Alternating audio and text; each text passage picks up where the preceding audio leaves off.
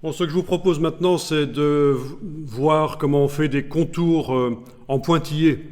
Et ça, je pense que ça va vous intéresser. Et aussi des flèches dans Illustrator. Donc, vous allez créer un nouveau document.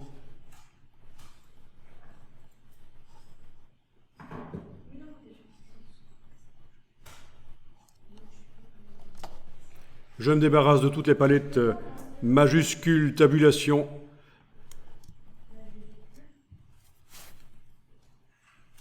Donc Shift tabulation. Alors pas besoin de la grille cette fois-ci. Alors à propos de la grille, je sais que systématiquement, vous, quand vous créez un document, vous aimez avoir la grille. C'est essentiel pour vous. Je vous montrerai comment faire en sorte que la grille arrive d'office quand on crée un nouveau document. Et peut-être même les motifs et les contours en pointillés, comme on va les faire aussi. Tout viendra directement dès que vous faites un nouveau document. Ça, c'est assez intéressant. Et ça, je vous montrerai un peu plus tard. Mais donc, pour le document ici, on n'a pas besoin de grille. Vous allez pouvoir faire des traits. Alors, on va dessiner des traits horizontaux. Pour dessiner des traits horizontaux, vous avez cet outil-là, notamment, c'est pas le seul. Vous pouvez essayer avec ça. Vous démarrez à peu près sur la gauche là, et pendant que vous tracez, vous enfoncez la touche majuscule, la touche Shift qui va contraindre sur l'axe. Vous lâchez le bouton de la souris quand vous êtes sur la droite, puis la touche majuscule, vous avez fait un trait horizontal. Donc, je répète, avec le trait ici, l'outil trait, vous commencez à gauche, vous enfoncez la touche majuscule, ça contraint sur l'axe, vous allez au bout, vous lâchez le bouton de la souris, puis la touche majuscule. La touche majuscule est une touche de contrainte, elle doit rester enfoncée jusqu'à ce que tout soit terminé, donc d'abord le bouton de la souris, puis la touche majuscule. Alors, voilà, votre ligne est sélectionnée, je suppose. Vous allez pouvoir lui donner une épaisseur, donc menu fenêtre, contour.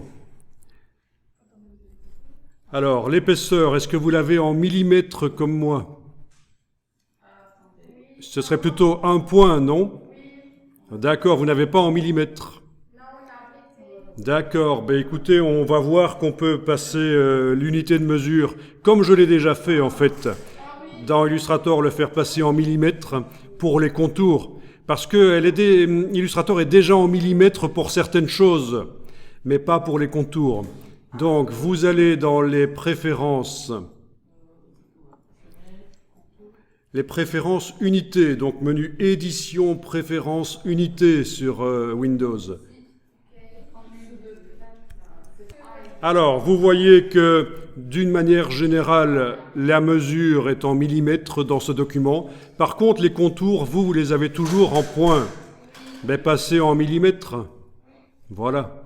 À partir de là, vous devriez voir la même valeur que moi ici, c'est-à-dire 0,353. C'est millimètres. Ben, un point, c'est cette valeur-là que ça a. Alors, on va faire un contour d'une épaisseur de 4 mm. Voilà, donc on a ce qui concerne les contours maintenant en unité millimètres. Et ce sera valable pour tous les documents suivants que vous allez faire, c'est pas seulement pour ce document-ci. Ça va rester comme ça.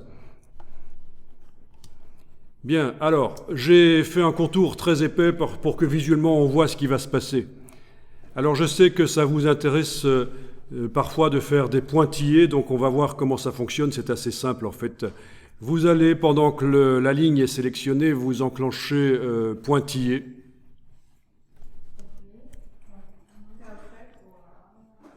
Et là, vous allez pouvoir modifier les choses. Par exemple, indiquer 3 mm, 3 mm, ça se met tout seul ou vous devez l'indiquer?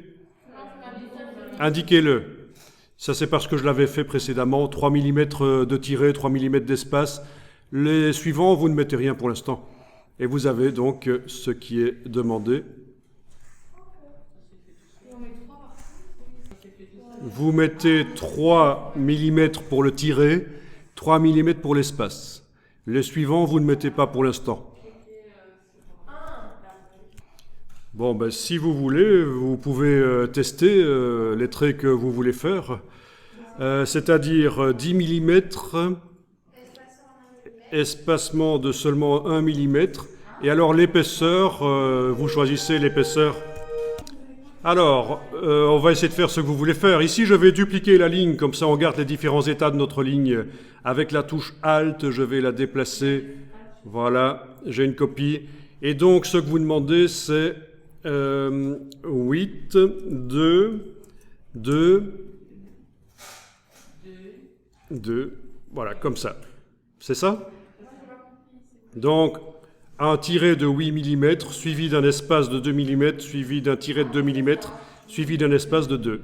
Et voilà.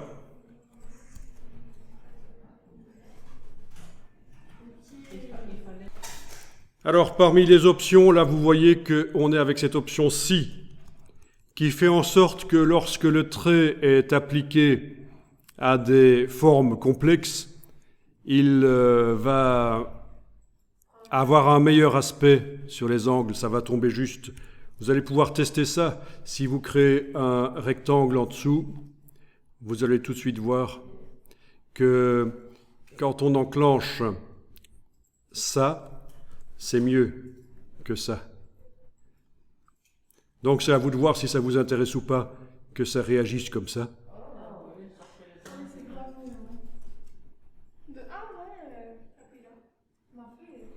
Donc là, j'ai tracé un rectangle.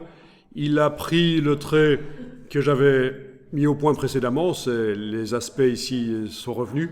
Et en enclenchant ça, on voit tout de suite. Voilà.